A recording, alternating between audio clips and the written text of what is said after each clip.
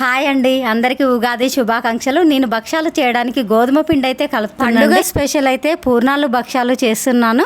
తినడం ముచ్చట పక్కా పెడితే పని మాత్రం దండిగానే ఉంటుంది. హాఫ్ కేజీ శనగపప్పు తీసుకొని శుభ్రంగా కడిగిన తర్వాత కుక్కర్లో వేసి కొద్దిగా వాటర్ వేసి 2-3 విజిల్స్ వచ్చే వరకు ఉడికించాలి. పప్పు కొద్దిగా ఉడికిన తర్వాత వాటర్ మొత్తం వంపేసి హాఫ్ కేజీ శనగపప్పుకి నేనైతే హాఫ్ కేజీ బెల్లం అయితే వేసిన.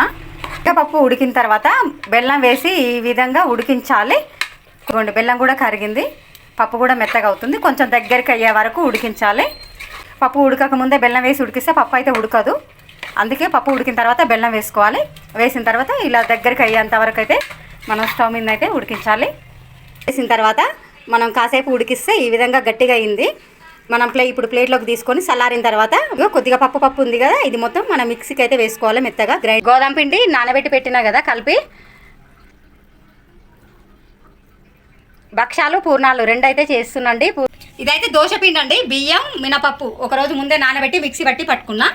ఇదిగోండి, ఈ విధంగా మరీ మెత్త లూజు కాకుండా ఈ విధంగా గట్టిగా ఇదిగోండి పూర్ణ ఉండలు ఇందులో వేసిన తర్వాత ఈ పిండి మొత్తం పూర్ణంకి పట్టుకునే విధంగా కొంచెం చిక్కగా పట్టుకోవాలండి మిక్సీని. అయితే పూర్ణాలు చేస్తున్నా, భక్ష్యాలు చేస్తున్నా.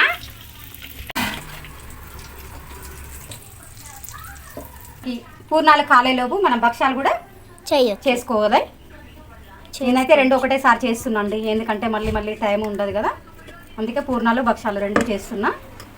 పప్పులో బెల్లం వేసి ఉడకబెట్టడం వల్ల బెల్లం మొత్తం కరిగిపోతుంది, ఉండలు లేకుండా ఉంటుంది. భక్ష్యాలు అయితే ఈ విధంగా పల్చగా వస్తుంది. ఇదిగోండి, పల్చగా వచ్చినాయి భక్ష్యాలు అయితే. ఇంకా మీద కొద్దిగా నెయ్యి ఉంటే నెయ్యి వేసుకోవచ్చు, నెయ్యి లేకపోతే ఆయిల్ వేసుకోవచ్చు. పూర్ణాలు అయితే అయినాయి, మనం ఇప్పుడు తీసుకోవాలి ప్లేట్లోకి. ఏదో బోండాలు చేస్తున్నట్టుంది. ఇదిగోండి,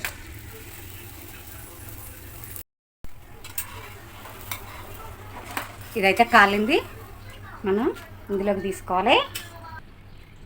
భక్ష్యాలు పూర్ణాలు, ఇదిగోండి పూర్ణాలు భక్ష్యాలు అయితే రెడీ అయినాయి. మనమైతే ఇప్పుడు దేవుని కాడ ప్రసాదం పెడతాం.